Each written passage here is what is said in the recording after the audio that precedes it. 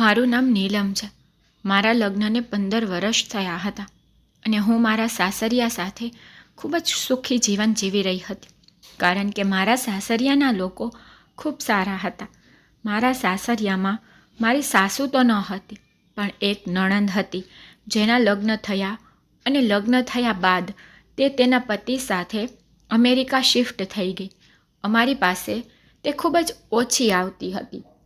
હવે તેને બાળકો છે અને તે પણ તેના જીવનમાં વ્યસ્ત થઈ ગઈ છે. હવે તે તેના નાના ભાઈના લગ્નમાં આવવાની રાહ જોઈ રહી છે.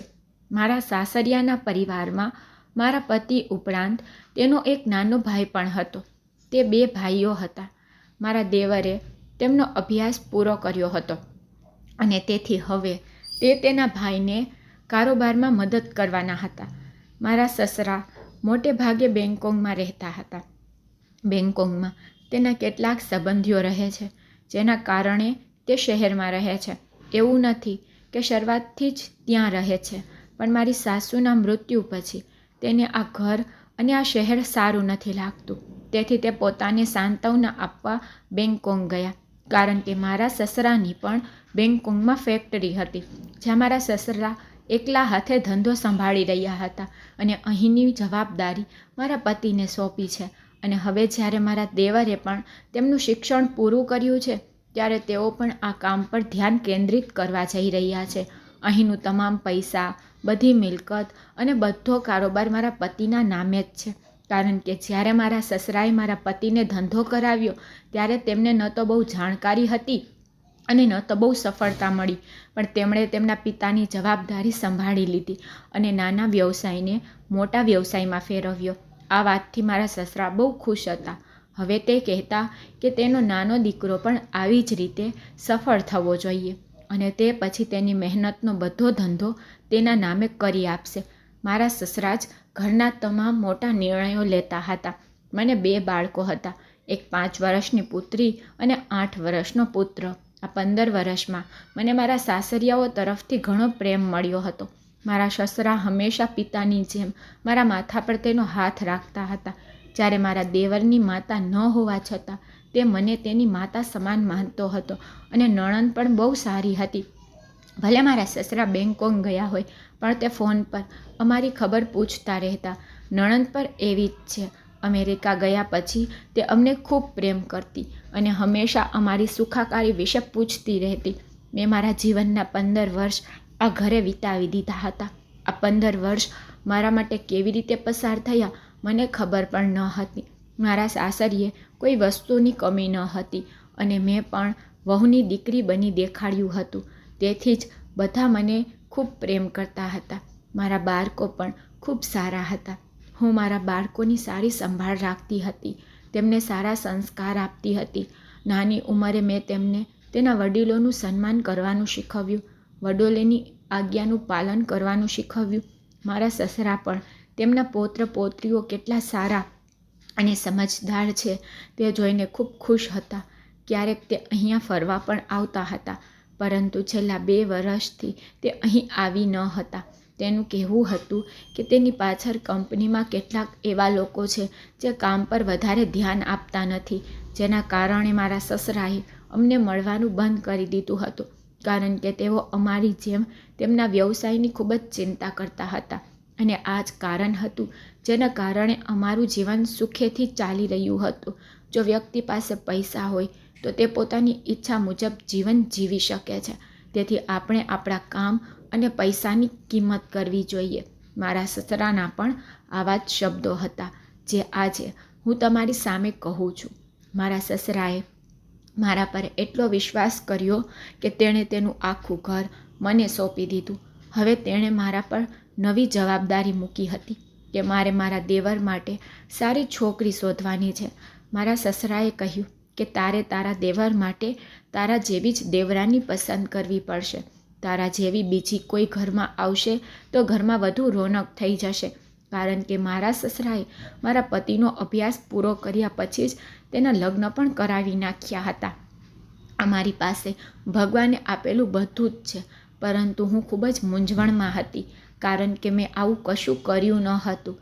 જો કે મારા બંને ભાઈઓ પણ પરિણીત હતા. મારા બંને ભાઈઓએ તેમની પસંદગી વિશે જાણ કરી હતી અને મારી માતા સંબંધ લઈને તેમના ઘરે પહોંચી ગઈ હતી. આ રીતે મારા ભાઈઓના લગ્ન થયા. જ્યારે અમે છોકરીઓને જોઈ ત્યારે અમને પણ કોઈ વાંધો ન હતો, કારણ કે છોકરીઓ સારી હતી. પણ મારા દેવર માટે છોકરી શોધવાનું સાંભળી હું મૂંઝવણમાં હતી. મારી કોઈ નાની બહેન પણ ન હતી, નહીંતર મેં મારા દેવરને તેની સાથે પરણાવી દીધો હોત. મારા દેવરને પણ કોઈ છોકરી પસંદ ન હતી. આ મોડલિંગ યુગમાં પણ તેને કોઈ ગર્લફ્રેન્ડ ન હતી. તે કહેતો કે ભાભી, તમે મારા માટે ફક્ત તમારા જેવી જ છોકરી શોધો. હવે મારા જેવી છોકરી ક્યાંથી મળે? મારા દેવર માટે હું મારી એક મિત્રને સારી સમજતી હતી. જ્યારે મેં તેના ઘરે જઈને તેના માતા પિતાના સંબંધ વિશે પૂછ્યું ત્યારે તેના પરિવારના સભ્યોએ મને કહ્યું કે તેઓએ થોડા દિવસ પહેલાં જ તેનો સંબંધ બાંધ્યો હતો અને તેનો સંબંધ પણ સારી જગ્યાએ થયો છે અને તે તેની પસંદ મુજબ છે. અમે હવે નિર્ણય બદલી શકતા નથી. હવે જે કરવું હતું તે મારે કરવાનું હતું.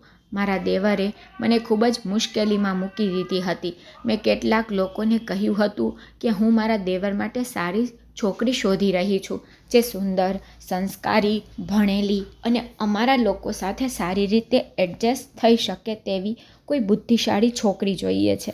કેટલાક લોકો મને સંબંધો વિશે જણાવ્યું હતું, પણ એક બે જગ્યાએ મને છોકરી પસંદ ન આવી.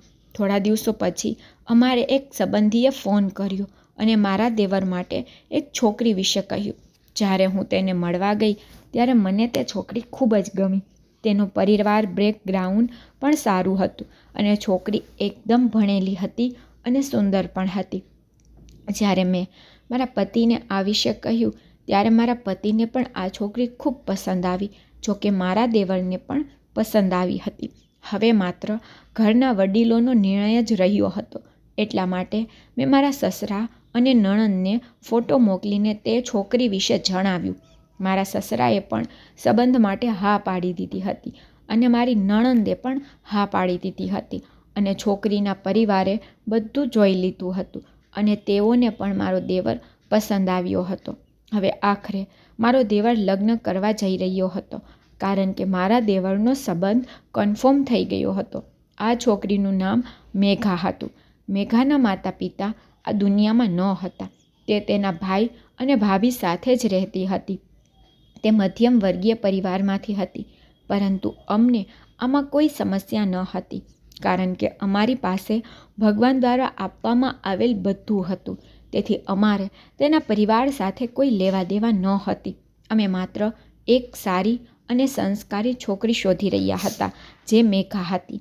તેની અંદર અમને ગમતી બધી વાત હતી અને તેના કારણે અમારા ઘરના બધાને તે ખૂબ જ ગમી અને તેની સગાઈ પણ અમે કરી નાખી. હવે લગ્નનો દિવસ નજીક હતો અને ઘર ઉત્સાહથી ભરાઈ ગયું હતું. ઘરમાં બધા મહેમાનો ભેગા થયા. હવે દેવરાનીના ઘરે આવવાની જ રાહ જોવાતી હતી. મારા સસરા અને નણંદ પણ અમારા ઘરે આવી ગયા હતા. ચારે બાજુ ખુશી હતી. અમે અમારી દેવરાનીને અમારા ઘરે લાવ્યા હતા. મારી દેવરાની અને દેવરની જોડી ખૂબ જ સુંદર દેખાતી હતી અને તે તેમની સાથે ખૂબ જ ખુશ હતી. બધાને મારી દેવરાની ખૂબ ગમી હતી અને બધા તેના વખાણ પર કરતા હતા. પણ બધાને અપેક્ષા હતી કે મારી દેવરાની ઘરમાં મારા જેમ જ સંબંધ જાળવી રાખ, જેમ કે મેં આ 15 વર્ષોમાં મારા સમગ્ર પરિવારને પ્રેમથી જોડી રાખ્યો હતો. જો મારી દેવરાની પણ અમારા ઘરમાં આ રીતે જીવન વિતાવે તો ઘરમાં ક્યારેય ઝઘડા નહીં થાય. બધા લોકો હંમેશા પ્રેમથી સાથે રહેશે. હું લગ્નથી ખૂબ થાકી ગઈ હતી. જોકે અમારા ઘરમાં પણ ઘણા નોકર હતા, પરંતુ લોકોને આમંત્રણ આપવું અને દુલ્હન માટે બધી ખરીદી કરવાથી હું ખૂબ થાકી ગઈ હતી. મારી નણંદ તેના બાળકો અને પતિ સાથે અમેરિકા ચાલી ગઈ હતી, જ્યારે મારા સસરા પણ બેંગકોક ચાલ્યા ગયા હતા. હવે જિંદગી રૂટીન પર આવી ગઈ હતી. મેં મારી દેવરાનીને ઘરના તમામ નિયમો શીખવી દીધા હતા. તે બધું સારી રીતે અનુસરતી હતી અને તે મારા બાળકોને પણ ખૂબ પ્રેમ કરતી હતી. મેઘાના ઘરે આવવાથી મારા બાળકો પણ ખૂબ ખુશ હતા. મારા પતિ અને દેવર સવારે ઓફિસે જતા અને સાંજે ઘરે પાછા ફરતા અને મારા બાળકો પણ શાળાએ જતા. અને બપોરે ઘરે પાછા ફરતા. તેથી અમે બંને દેવરાની જેઠાણી એકબીજાઓ સાથે ઘણી વાતો કરતા. એક દિવસ વાત કરતી વખતે મારી દેવરાનીએ મને ઘર અને મારા સસરાનું આટલા દૂર રહેવાનું કારણ પૂછ્યું. ત્યારે મેં તેને બધું કહ્યું કે તે અહીં કેમ નથી આવતા અને શા માટે તે બેંગકોકમાં રહેવાનું પસંદ કરે છે. મારી દેવરાની મારા આખા 15 વર્ષના જીવનની વાર્તા અને મેં ઘર કેવી રીતે ચલાવ્યું તે જાણવા માંગતી હતી. તેથી મેં તેને બધું કહ્યું અને કહ્યું કે મારા પતિ મને કેટલો પ્રેમ કરે છે અને સાથે કેટલી ઇજ્જત કરે છે. માત્ર મારા પતિ જ નહીં, પરંતુ મારો આખો પરિવાર મને પ્રેમ કરે છે. મારી દેવરાણી આ વાત સારી રીતે જાણતી હતી, કારણ કે મારા સસરા તેમની સામે મને બહુ ઇજ્જત આપતા હતા. મારા સસરા દેવરના લગ્નના 1 અઠવાડિયા પછી જ્યારે અમારી સાથે હતા ત્યારે તે મને બહુ વધારે વેલ્યુ આપી રહ્યા હતા અને મને થયું તેને આ વાતનું ખરાબ લાગી રહ્યું છે. આ એટલા માટે પણ હતું કારણ કે ઘરની બધી જવાબદારીઓ મારા પર પહેલેથી જ હતી. તે નવી હતી, તેને કંઈ ખબર પણ ન હતી, પણ મેં નક્કી કરી લીધું હતું કે ધીરે ધીરે તે પણ આ ઘરમાં રહીને ઘરના નિયમો સમજશે અને ઘરના તમામ નિયમો શીખી જશે તો મારા સસરા પણ તેને મારી જેમ વેલ્યુ આપવા લાગશે. પછી તેના દિલ અને દિમાગમાં કોઈ ગેરસમજ નહીં રહે. જીવન આમ જ ચાલતું હતું અને મારા દેવરના લગ્નને 1 મહિનો થઈ ગયો હતો. મારો દેવર તેની પત્ની સામે મને ખૂબ ઇજ્જત આપતો, કારણ કે તે શરૂઆતથી જ મને ખૂબ ઇજ્જત આપતો હતો અને મારી દરેક વાતનું પાલન કરતો હતો. તેને લાગતું હતું કે હું તેની માતા જેવી છું. તેથી જ 1-2 વાર તે મારી દેવરાનીને તેના માતા પિતાના ઘરે લઈ ગયો હતો તો મારી પાસેથી જ પરવાનગી લીધી હતી. મેં તે બંને પર કોઈ પ્રકારનું નિયંત્રણ રાખ્યું ન હતું. મેઘાને હું મારી બહેન માનતી હતી. હું મારા દેવરને તેને ક્યાંક ફરવા લઈ જવા કહેતી, પણ આ દિવસોમાં મારા પતિએ મારા દેવરને એક મોટો પ્રોજેક્ટ આપ્યો હતો. તેમાં તે ઘણું કામ કરી રહ્યો હતો, તેથી તેનું તમામ ધ્યાન પ્રોજેક્ટ પર હતું. તે તેની પત્નીને ફક્ત તેની માતાના ઘરે જ લઈ જતો હતો. બંને હજી હનીમૂન પર પણ ગયા ન હતા. મારા દેવરે કહ્યું કે તેનો પ્રોજેક્ટ પૂરો થતાં જ તે તેની પત્નીને હનીમૂન પર લઈ જશે. એક દિવસ મારા પતિ અને મારા દેવર બંને ઓફિસેથી વહેલા ઘરે આવ્યા. મારા પતિને ઘરે આવતા જ મને ગળે લગાડવાની આદત હતી અને મારા દેવરને મારા આશીર્વાદ લેવાની આદત હતી. તે દિવસે પણ ઘરે આવતાની સાથે જ સૌથી પહેલાં મારા પતિએ મને ગળે લગાડી અને પછી મારા દેવરે મારા પગને સ્પર્શ કર્યો તો મારી દેવરાની ઝંખના ભરી આંખોથી બધું જોઈ રહી હતી, કારણ કે મારા પગને સ્પર્શ કર્યા પછી મારો દેવર તેને ગળે લગાવવા ગયો હતો. આથી તેનો મૂડ ઓફ થઈ ગયો હતો. ત્યારે મારા દેવરે કહ્યું, ચાલો ભાઈ ભાભી, આજે અમે ઓફિસેથી વહેલા ઘરે આવી ગયા, એટલા માટે આપણે બધા ક્યાંક બહાર ફરવા જઈએ છીએ. તે દિવસે મારી તબિયત સારી ન હતી, તેથી જ મેં મારા દેવરને કહ્યું કે તમે લોકો જાઓ, મારી તબિયત સારી નથી, મારે ઘરે રહીને આરામ કરવો છે. મારા પતિએ પણ કહ્યું, તમે લોકો જાઓ, આપણે બીજી વાર જઈશું.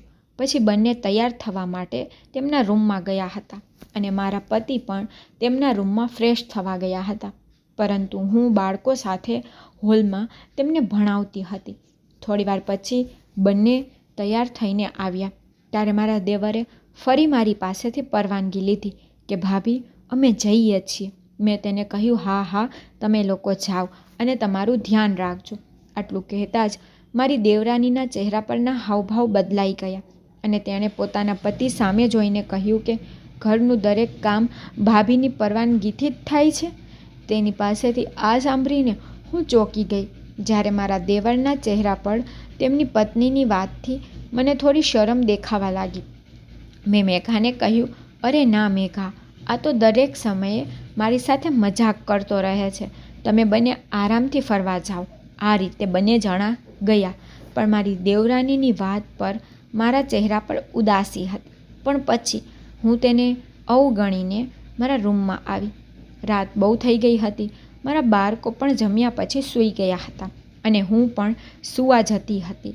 બધા નોકરો પણ પોતપોતાના ક્વાર્ટરમાં ચાલ્યા ગયા હતા, પણ મારા દેવર અને દેવરાની હજુ આવ્યા ન હતા. થોડા સમય પછી મેં મારા દેવરને ફોન કર્યો તો તેણે કહ્યું કે અમે 10 મિનિટમાં ઘરે આવીએ છીએ, અને બરાબર 10 મિનિટ પછી તે ઘરે આવી ગયા હતા. પણ મેઘાનો મૂડ બહુ ખરાબ હતો. તેણે મારી સાથે વાત ન કરી અને સીધી તેના રૂમમાં ગઈ. મેં મારા દેવરને પૂછ્યું હતું કે મેઘાને કંઈક થયું છે, તો તેને કહ્યું, ના ના ભાભી, તેને કંઈ થયું નથી. અમે ત્યાં ખૂબ આનંદ કર્યો. તેની તબિયત સારી નથી, તેથી જ તમને આવું લાગ્યું હશે. મેં વિચાર્યું કે આ લોકોને બહુ મજા આવી હશે, તેથી તે થાકી ગઈ હશે, અને મને લાગ્યું કે તેનો મૂડ સારો નથી. પછી મેં આ વાતની અવગણના કરી અને મારા રૂમમાં આવીને સૂઈ ગઈ. બીજા દિવસે મેઘાનો મૂડ બરાબર હતો. તે વહેલી સવારે આવીને ડાઇનિંગ ટેબલ પર બેઠી. જ્યારે નોકરો અમને નાસ્તો પીરસતા હતા, જ્યારે મારા પતિ આવ્યા તો મેઘા ઝડપથી તેની ખુરશી પરથી ઊભી થઈ અને મારા પતિને બેસવા માટે તેને તેની ખુરશી આગળ ખસેડી, જેના પર મારા પતિ તેમનાથી પ્રભાવિત થયા અને તેમના માથા પર આશીર્વાદ આપ્યા. પછી તેઓ તેમની ખુરશી પર બેઠા. મને લાગ્યું કે તે મારા પતિ સાથે તેના મોટા ભાઈની જેમ વર્તન કરે છે. મને તેની આ ક્રિયા ખૂબ જ ગમી, કારણ કે હું પણ મારા સસરાને આ રીતે ખુરશી આપતી હતી. પછી મારા દેવર આવ્યા અને નાસ્તો કરીને બંને ઓફિસે ગયા. જીવન આમ જ ચાલતું હતું. ક્યારેક મેઘા મારી સાથે મજાકમાં વાત કરતી અને ક્યારેક તેવી બની જતી કે તે મને ઓળખતી પણ નથી. એક જ ઘરમાં હોવા છતાં તે મારી સાથે વાત કરતી ન હતી. મારા સસરા મને ફોન પર ઘરની સ્થિતિ વિશે પૂછતા હતા, તેથી હું તેમને કહેતી કે બધું સારું છે અને મેઘાના ખૂબ વખાણ પણ કરતી કે તે ખૂબ સારી છે. એક દિવસ મને મારી મોટી બહેનનો ફોન આવ્યો. તેની અચાનક તબિયત બગડી ગઈ હતી. તે ત્યાં શહેરમાં રહેતી હતી. જ્યારે હું મારી બહેનને જોવા હોસ્પિટલ ગઈ ત્યારે તેની તબિયત સારી ન હતી. હોસ્પિટલમાં તેની સાથે રહેવા માટે કોઈ ન હતું. માત્ર તેનો પતિ ત્યાં હતો, પરંતુ તેની સાથે તેની 2 વર્ષની પુત્રી પણ હતી. સાસરિયામાં તેની સંભાળ રાખવા માટે તો ઘણા લોકો હતા, પણ તે તેના માતા પિતાથી વધુ અટેચ હતી. તે તેના પિતા સાથે ખુશ હતી, નહીં તો તે બીજાના ખોરામાં આવીને રડતી રહેતી. એટલા માટે મેં મારી બહેનના પતિને તેના ઘરે જવાનું કહ્યું અને કહ્યું કે મારા બાળકો તો હવે મોટા થઈ ગયા છે. મારી દેવરાણી તેમનું ધ્યાન રાખશે અને ઘરમાં નોકર છે જે તેમની સંભાળ રાખી શકે છે. હું અહીં મારી બહેનની સંભાળ રાખીશ. તમે સવારે આવજો. મેં મારા પતિ પાસેથી હોસ્પિટલમાં રહેવાની પરવાનગી પણ લીધી હતી. આ રીતે હું આખી રાત હોસ્પિટલમાં મારી બહેન સાથે રહી. શહેરમાં અમે 2 બહેનો એકબીજાના સહારો હતા, કારણ કે અમારું ઘર ઘણું દૂર હતું. અમે ક્યારેય મારા માતા પિતાના ઘરે જતા હતા, પરંતુ શહેરમાં રહેતા અમે 2 બહેનો દર મહિને એકવાર એકબીજાને મળતા હતા. મારી બહેનની હાલત સારી ન હતી, તેથી તેણે મને 1-2 દિવસ તેની સાથે રહેવા કહ્યું. તેણે કહ્યું હતું કે જ્યાં સુધી હું હોસ્પિટલમાં દાખલ છું ત્યાં સુધી તું મારી સાથે રહે. મારે મારી બહેન સાથે હોસ્પિટલમાં રહેવાથી પણ કોઈ સમસ્યા ન હતી. જો કે મારા પતિએ એમ પણ કહ્યું હતું કે જ્યાં સુધી તારી બહેનની તબિયત સારી ન થાય ત્યાં સુધી તારે ઘરે આવવું નહીં. તેથી હું મારી બહેન અને હોસ્પિટલમાં જ રહી અને જ્યારે તેને રજા મળે ત્યારે મારા ઘરે જઈશ તેની રાહ જોતી રહી. મારી બહેનને ડિસ્ચાર્જ થવામાં 3 દિવસ લાગ્યા. આ સમય દરમિયાન હું ઘરના ફોન પર સતત વાતચીત કરતી હતી અને મારા બાળકો સાથે પણ વાતચીત કરતી હતી. મેઘા મારા બાળકોની સારી સંભાળ રાખતી હતી અને મારા પતિને જરૂરી વસ્તુઓ પણ સમયસર આપતી હતી. તેણે મને કહ્યું કે ભાભી, ચિંતા ન કરો, હું ભાઈ સાથે છું. હું અહીં બધાની ખૂબ કાળજી રાખું છું. હું ખૂબ જ ખુશ હતી કે તે મારા પતિ અને બાળકોની સારી રીતે સંભાળ રાખવાની જવાબદારી નિભાવી રહી છે. 3 દિવસ પછી જ્યારે મારી બહેનને રજા આપવામાં આવી અને હું ઘરે આવી ત્યારે ઘરનું વાતાવરણ મને સંપૂર્ણપણે બદલાયેલું લાગ્યું. મને લાગતું હતું કે મારા પતિ સૌથી વધુ બદલાઈ ગયા છે, કારણ કે આ 3 દિવસમાં મારા પતિ ઓફિસ ગયા ન હતા. જ્યારે મારો દેવર જ રોજ ઓફિસ જતો હતો. ઘરે આવ્યા પછી મને ખબર પડી કે જ્યારે મેં કિચનમાં જઈને કિચનની હાલત જોઈ તો એક નોકરાણી મને પૂછવા લાગી, મોટી ભાભીએ આજે પણ મોટાભાઈ માટે જમવાનું બનાવવાનું છે કે નહીં? તેણે જે કહ્યું તે સાંભળીને મને આશ્ચર્ય થયું, કારણ કે મારા પતિ પોતાનું બપોરનું ભોજન ઓફિસમાં જ લેતા હતા. આજે પણ તે શું કહેવા માંગતી હતી, આ સાંભળીને હું દંગ રહી ગઈ. હું સવારે 9 વાગ્યે મારા ઘરે આવી હતી, જ્યારે મારા પતિ 10 વાગ્યે ઓફિસે જવા માટે નીકળતા હતા. મેં મારા ઘરે આવવા વિશે કોઈને કહ્યું ન હતું અને કિચનમાં ગઈ હતી, કારણ કે કિચનમાં જવું એ મારી જૂની આદત હતી. મેં મારી નોકરાણીને પૂછ્યું કે તારો અર્થ શું છે? તને ખબર છે કે તારો મોટો ભાઈ ઓફિસમાં જ લંચ લે છે? તેણીએ કહેવાનું શરૂ કર્યું કે તમે સાચા છો મોટી ભાભી, પણ મોટા ભાઈ છેલ્લા 3 દિવસથી ઓફિસે નથી જતા, તેથી તેમના માટે લંચ બનાવવામાં આવી રહ્યું છે. નોકરાણીએ જે કહ્યું તે સાંભળીને હું સતબત થઈ ગઈ. મેં વિચાર્યું કે કદાચ મારા પતિની તબિયત સારી નથી. જ્યારે મેં નોકરાણીને કહ્યું કે તેની તબિયત બગડી રહી છે, ત્યારે તેણે કહ્યું ના ના, તેમની તબિયત બિલકુલ સારી છે, પરંતુ તેમણે કહ્યું છે કે તેમની ઓફિસમાં વધુ કામ નથી, એટલા માટે તે ઘરે જ આરામ કરવા માંગે છે. શું તમે આ વિશે નથી જાણતા? જ્યારે નોકરાણીએ મને પૂછ્યું ત્યારે મેં તેને કહ્યું કે હા, હું બધું જાણું છું, તું તારું કામ કર. પણ હું વિચારતી હતી કે મારા પતિ મારી પાછળ ઓફિસ કેમ ન ગયા? હું તો રોજ મારા પતિ સાથે વાત કરતી હતી અને મેઘા સાથે પણ ફોન પર વાત કરતી હતી. તે કહેતી કે ભાઈ ઓફિસ ગયા છે અને મારા પતિ પણ મને કહ્યું હતું કે હું તારી સાથે ઓફિસથી વાત કરું છું. હમણાં માટે મેં આ વાત મારા મગજમાંથી બહાર કાઢવાનો પ્રયાસ કર્યો, કારણ કે હું મારા પતિ વિશે મારા મનમાં કોઈ ખરાબ વિચાર લાવવા માંગતી ન હતી. તે પછી હું મારા રૂમમાં ગઈ ત્યારે મારા પતિ જાગી ગયા હતા. મેં મારા પતિને આ વિશે કશું કહ્યું ન હતું, પણ મને જોતાં જ તે ચોંકી ગયા કે હું તેને કહ્યા વગર ઘરે કેવી રીતે આવી ગઈ.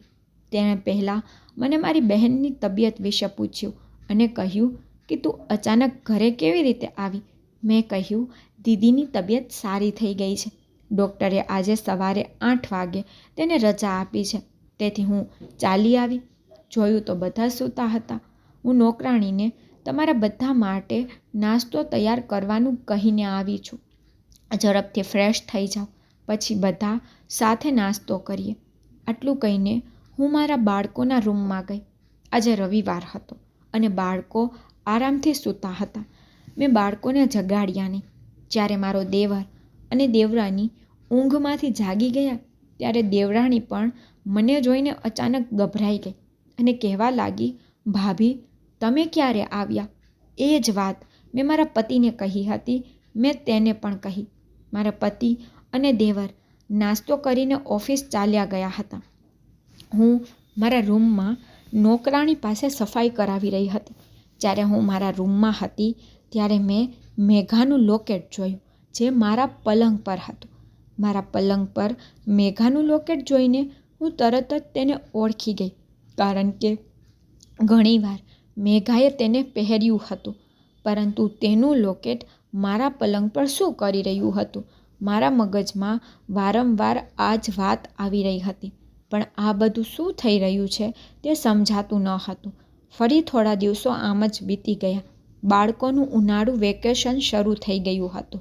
હું અઠવાડિયા માટે દર 6 મહિનામાં એકવાર મારા માતા પિતાના ઘરે જતી હતી.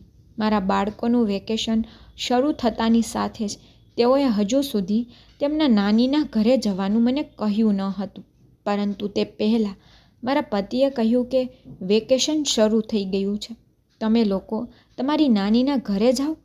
મારા પતિએ જે કહ્યું તેનાથી મને થોડી નવાઈ લાગી, કારણ કે જ્યારે પણ હું મારા બાળકો સાથે મારા માતા પિતાના ઘરે જતી ત્યારે મારા પતિ કહેતા કે તમારા વગર મને ઘરે રહેવાનું મન નથી થતું, અને આ વખતે તે અમને સામેથી કહી રહ્યા હતા તમારા નાનીના ઘરે જાઓ. તે પછી બાળકો તેમના નાનીના ઘરે જવા માટે જીદ કરી રહ્યા હતા. મારા પતિએ પણ કહ્યું કે તું દર વખતે વેકેશન પર જાય છે, આ વખતે પણ બાળકો સાથે તમારા માતા પિતાના ઘરે રહો, બાળકો ખુશ થશે. મારા પતિની વાત પર હું અનુભવી રહી હતી કે કંઈક ખોટું હતું. મેં મારા માતા પિતાના ઘરે જવા માટે પેકિંગ શરૂ કરી દીધું હતું અને પછી બીજા દિવસે મારા પતિએ મને મારા માતા પિતાના ઘરે છોડી દીધી. જ્યારે હું મારા માતા પિતાના ઘરે આવી ત્યારે મારી દેવરાની પણ ખૂબ ખુશ દેખાતી હતી. આવતા સમયે મેં મારી દેવરાનીને પણ કહ્યું હતું કે જો તમે ઈચ્છો તો તમે તમારા માતા પિતાના ઘરે પણ જઈ શકો છો, પણ તેણે કહ્યું કે તે 1-2 દિવસ તેના માતા પિતાના ઘરે નહીં જાય, કેમ કે તેના ભાઈ ભાભી હમણાં જ ક્યાંક લગ્નમાં ગયા છે. તે 2-3 દિવસ પછી પાછા આવશે, ત્યારે હું જઈશ. મેં કહ્યું ઠીક છે, હું પાછી આવું ત્યારે તું પણ પાછી આવી જજે, આ રીતે તારે ઘરે એકલા રહેવું નહીં પડે. મારી દેવડાની આ માટે સંમત થઈ હતી, પણ તેને એકવાર પણ મને જલ્દી ઘરે આવવા કહ્યું ન હતું. હકીકતમાં તે તો મારા જવાથી ખૂબ જ ખુશ દેખાતી હતી. મારા પતિ પણ આવી જ પરિસ્થિતિમાં હતા. જ્યારે મારો દેવર કહેતો હતો કે ભાભી તમારે જલ્દી ઘરે આવવું પડશે, કારણ કે મને બાળકો અને તમારા વિના ઘરે રહેવાનું મન થતું નથી. મને મારા માતા પિતાના ઘરે રોકાયાને 4 દિવસ થઈ ગયા હતા. જ્યારે મેં મારા પતિને ફોન કર્યો ત્યારે તેણે કહ્યું કે તે ઓફિસમાં છે અને અત્યારે કામમાં વ્યસ્ત છે, થોડીવાર પછી વાત કરશે. આ વખતે મારા પતિ વિચિત્ર વર્તન કરી રહ્યા હતા. જ્યારે પણ હું મારા માતા પિતાના ઘરે આવતી ત્યારે તે મારી સાથે ઘણી વખત ફોન પર વાત કરતા રહેતા, પણ આ વખતે જાણે હું તેને ફોન કરીને પરેશાન કરતી હતી. મને થોડી તકલીફ પડી રહી હતી, પણ મારી સમસ્યા અચાનક એક ફોન કોલથી દૂર થઈ ગઈ. મને અમારા ઘરના નોકરનો ફોન આવ્યો. એ અમારા ઘરનો બહુ જૂનો નોકર હતો. તેનું નામ રમેશ હતું. શરૂઆતથી જ રમેશ મારી અને મારા સસરા સાથે ખૂબ સારી રીતે વર્તન કરતો હતો. તેણે મને ફોન કરીને કહ્યું, ભાભી તમારા વિના ઘરમાં કંઈક ખોટું થઈ રહ્યું છે. તેને શું કહ્યું તે હું સમજી શકી નહીં. મેં તેને કહ્યું કે શું ખોટું છે અને તમે શું કહો છો? તો તેણે કહ્યું, ભાભી ગઈકાલે મેં તમારા અને નાના ભાઈની હાજરીમાં મોટા ભાઈને મેઘા ભાભીના રૂમમાં જતા જોયા છે અને મેઘા ભાભીને તમારા રૂમ તરફ જતા પણ જોયા છે. એવું લાગે છે તેમની વચ્ચે કંઈક ચાલી રહ્યું છે. મેં રમેશને કહ્યું, રમેશ તું કેવા પ્રકારની વાતો કહે છે? તું તારા મોટા ભાઈ પર શંકા કરી રહ્યો છે. તેને કહ્યું, ભાભી મને માફ કરજો, મારે કંઈ કહેવું ન હતું, પણ હું તમારું ઘર સળગતું જોઈ શકતો નથી. તેથી જ હું તમને તમારું ઘર બચાવવાનું કહી રહ્યો છું, કારણ કે મને મેઘા ભાભીનો ઈરાદો સારો નથી લાગતો. મને થયું રમેશ એક રીતે સાચો હતો, કારણ કે મને પણ મેઘા અને મારા પતિ પર હવે શંકા હતી. મેઘાનું એ લોકેટ મારા રૂમમાં હોવું, મેઘાનો સારો મૂડ અને જ્યારે મારી માતાના ઘરે આવવાથી તેનું ખુશ થવું, અને મારા પતિ કે જેમણે મને અગાઉ ખોટું કહ્યું હતું કે હું ઓફિસમાં છું પણ તે ઓફિસે ગયા ન હતા. મારા પછી તેણે 3 દિવસની રજા લીધી હતી. જો તેમને કંઈ પણ થતું તો પણ તે ઓફિસે જતા હતા. મારે કંઈ પણ કરીને સત્ય શોધવું હતું, તેથી હું ઝડપથી કારમાં બેસીને મારા ઘરે જવા લાગી. મેં બાળકોને અહીં જ છોડી દીધા હતા અને હું ચૂપચાપ મારા ઘરે પહોંચી. નોકરે મને કહ્યું હતું કે આજે પણ મારા પતિ ઓફિસે ગયા નથી અને આજે 4 દિવસ થઈ ગયા છે મેઘા તેના માયકે ગઈ નથી. હું મારા ઘરમાં ગુપ્ત રીતે પ્રવેશી. બપોરનો સમય હતો જ્યારે મેઘા અને મારા પતિ ઘરે એક જ રૂમમાં હાજર હતા. મેં બારીમાંથી જોયું કે બંને જણા કંઈક એવું કરી રહ્યા હતા જેના કારણે મારા પગ નીચેથી જમીન નીકળી ગઈ. આનો અર્થ એ થયો કે મારી દેવરાણી તેના પતિને દગો આપી રહી હતી અને મારા પતિ પણ મારી સાથે બેવફા હતા, અને હું અને મારો દેવર એ બંને આ કામથી અજાણ રહ્યા. હું ચૂપચાપ મારા માતા પિતાના ઘરે પાછી ફરી.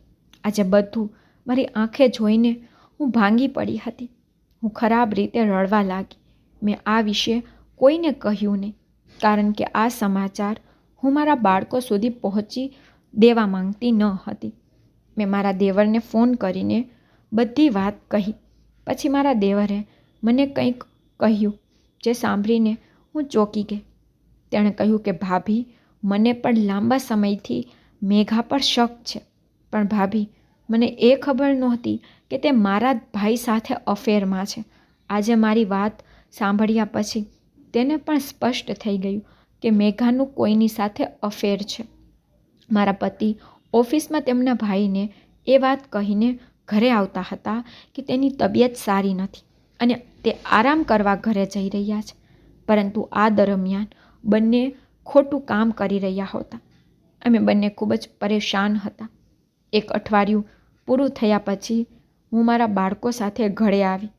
મને મારા પતિ અને દેવરાની સાથે વાત કરવાનું જરા પણ મન ન હતું, પરંતુ હવે અમે બંને તેને રંગે હાથે પકડવા માંગતા હતા. તેથી મારે અને મારા દેવરે પણ એ બંને વતી અમારો મૂડ સુધારવાનો હતો.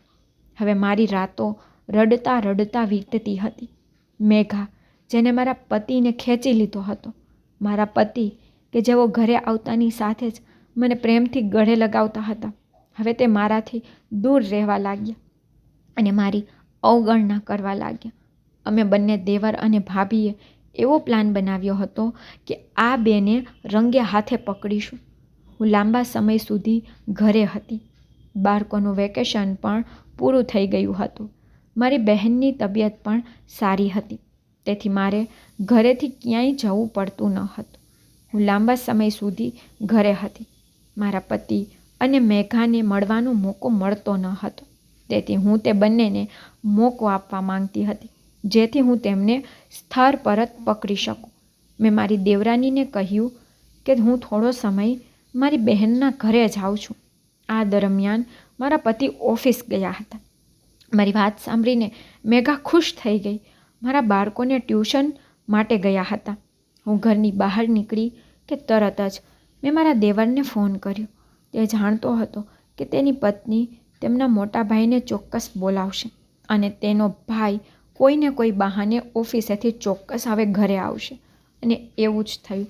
મારા પતિ જરૂરી ફાઇલ ઘરેથી લાવવાનું કહીને નીકળી ગયા. મારા પતિએ ઘરે આવતાની સાથે જ તેમણે મેઘાને ઘરે એકલી જોઈ અને તેને ગળે લગાડીને કહ્યું, હું તને મારી પત્ની કરતાં વધુ પ્રેમ કરું છું. મને ખબર નહોતી કે તું મને મારી પત્ની કરતાં વધુ આનંદ આપી શકીશ. અને આમ પણ તેની ઉંમર કેટલી છે? તેને 2 બાળકોને જન્મ આપ્યો છે. મારી દેવરાની પણ કહેવા લાગી કે હું પણ તમને ખૂબ પ્રેમ કરું છું. તમારો નાનો ભાઈ તો ખૂબ જ મૂર્ખ છે. ઠીક છે, હવે ચાલો ઝડપથી રૂમમાં જઈએ, નહીં તો તમારી પત્ની આવી જશે. પછી બંને રૂમમાં ગયા. હું અને મારો દેવર ચૂપચાપ તેની બધી વાતો સાંભળી રહ્યા હતા અને અમે રૂમની બહાર ઊભા રહીએ. તે બંને થોડા નજીક થયા કે અમે બંનેએ તેને પકડી લીધા. અમને બંનેને આમ જોઈને બંને ડરી ગયા અને મારા પતિના ચહેરાનો તો રંગ સાવ ઉડી ગયો, પરંતુ મને મારા પતિને જોઈને અફસોસ થઈ રહ્યો હતો. મારી આંખોમાં આંસુ હતા. હું આ બધું સહન કરી શકતી ન હતી, તેથી હું રડવા લાગી. પરંતુ મારા દેવરે મેઘાના મોઢા પર થપ્પડ મારીને તેને કહ્યું કે મને ખબર નહોતી કે તું મારી પીઠ પાછળ આવી રમત રમે છે. મારો પતિ તેના નાના ભાઈને રોકવા લાગ્યો તો મેં પણ તેને કહ્યું કે તમને શરમ નથી આવતી? 2 બાળકોના પિતા છો અને ભાઈની પત્ની સાથે. તે તો આંખો નીચી કરીને ઊભો હતો. મેઘા કહેવા લાગી કે તે મારા પતિને તેના પતિ કરતાં વધુ પસંદ કરે છે, તેથી તે મારા પતિ સાથે રહેવા માંગે છે, કારણ કે તે સારી રીતે જાણે છે કે તેના પતિને આ મિલકત સાથે કોઈ સંબંધ નથી. તેણે હમણાં જ પોતાનો બિઝનેસ શરૂ કર્યો છે. મારા પતિ તેના કરતાં વધુ સારા છે અને આ ઘરમાં જે કંઈ છે તે હજી પણ મારા પતિનું છે. એ જ રીતે અમારા ચારેય વચ્ચે ઝઘડા થતા હતા. પછી અચાનક મારા સસરા ઘરમાં પ્રવેશ્યા અને અમને બધા સતબત થઈ ગયા કે તેમને આ બધું કેવી રીતે ખબર પડી. મારા સસરા ઘરે આવ્યા ત્યારે બહુ ગુસ્સે હતા. કહેવા લાગ્યા, ઘરમાં આટલું થઈ રહ્યું છે, પણ મજાલ છે કે કોઈએ મને કંઈ કહ્યું હોય. ખરેખર રમેશે તેને અમારા ઘરમાં મારી સાથે શું થઈ રહ્યું હતું તે વિશે બધું કહ્યું. અને તે ઘરે આવ્યા. અને ઘરે આવ્યા ત્યારે તેના બાળકોને આ રીતે લડતા જોઈને તેના હૃદયમાં ખૂબ જ દુઃખ થયું.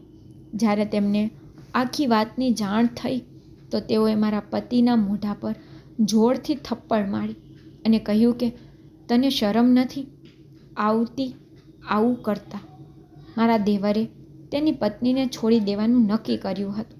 તેણે કહ્યું કે તે આ સ્ત્રી સાથે રહી શકશે નહીં, જે મારી પીઠ પાછળ મારા ભાઈ સાથે માત્ર સંપત્તિના કારણે આવું કરે. મારા સસરાને પણ મારા પતિ અને મેઘા પર ખૂબ ગુસ્સો આવ્યો હતો. મારા દેવરે મેઘાને ઘરમાંથી કાઢી મૂકી હતી, જ્યારે મારા સસરાએ મારા પતિને મિલકતમાંથી કાઢી મૂક્યા હતા અને સાથે ઘરમાંથી પણ કાઢી મૂક્યા હતા. આ રીતે બંનેનું સત્ય બધાની સામે આવી ગયું. ઘરેથી મારા પતિ અને મારી દેવરાની ક્યાં ગઈ અમે ક્યારેય તેમના વિશે જાણવાનો પ્રયાસ પણ કર્યો નથી.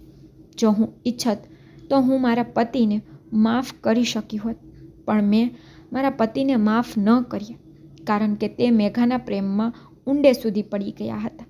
અને મેઘા બીજી કોઈ છોકરી નહીં, પણ તેના નાના ભાઈની પત્ની હતી. મારા દેવરની પણ આવી જ હાલત હતી. જો અમે બંનેને માફ કરી દીધા હોત તો પણ કદાચ અમે ચારેય સાથે રહી શક્યા ન હોત. તેથી મારા સસરા અને મારા દેવરનો નિર્ણય એકદમ સાચો હતો કે તેઓએ બંનેને ઘરની બહાર કાઢી મૂક્યા. મારા સસરાએ મારા પતિના હિતની તમામ મિલકત મારા બાળકોને ટ્રાન્સફર કરી દીધી અને મને મારા ઘરેથી ક્યાંય જવા દીધી નહીં. તેણે કહ્યું, આ તમારું ઘર છે, તમારા બાળકો સાથે ઘરમાં જ રહો. આ ઘટનાને આજે ઘણા વર્ષો વીતી ગયા. મારા બાળકો તેમના પિતાને યાદ કરે છે, પરંતુ પછી જ્યારે તેઓ તેમના પિતાની બેવફાઈને યાદ કરે છે ત્યારે તેઓ ચૂપ થઈ જાય છે, કારણ કે મારા બાળકો મોટા થઈ રહ્યા હતા અને આજકાલ બાળકોને આ બધી જ સમજ હોય છે. મારા સસરાએ મારા દેવરના બીજા લગ્ન કરાવ્યા, પણ હું મારા બાળકો માટે આ દુનિયામાં જીવું છું અને તેમનાથી ખુશ છું. ઘણો સમય થઈ ગયો છે અને હું મારા પતિને ભૂલી ગઈ છું. આ રીતે મેઘાના આગમનથી અમારું સુખી સંસાર બરબાદ થઈ ગયો. મારા પતિ અને મેઘાના કદાચ લગ્ન થઈ ગયા છે અને તે તેના જીવનમાં જરા પણ સુખી નથી, પરંતુ આનાથી અમને કોઈ ફરક નથી પડતો, કારણ કે અમે બંને સાથેના તમામ સંબંધો ખતમ કરી દીધા છે.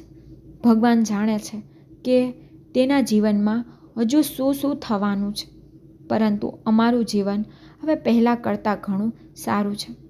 અમે ભૂતકાળનું બધું ભૂલીને આગળ વધીએ છીએ અને અમારું જીવન આનંદથી જીવીએ છીએ. તો જો તમને મારી સ્ટોરી પસંદ આવી હોય તો લાઈક, શેર, સબસ્ક્રાઈબ જરૂરથી કરજો અને તમને મારી સ્ટોરી કેવી લાગે છે તે મને કમેન્ટમાં જરૂરથી કહેજો. Thank you.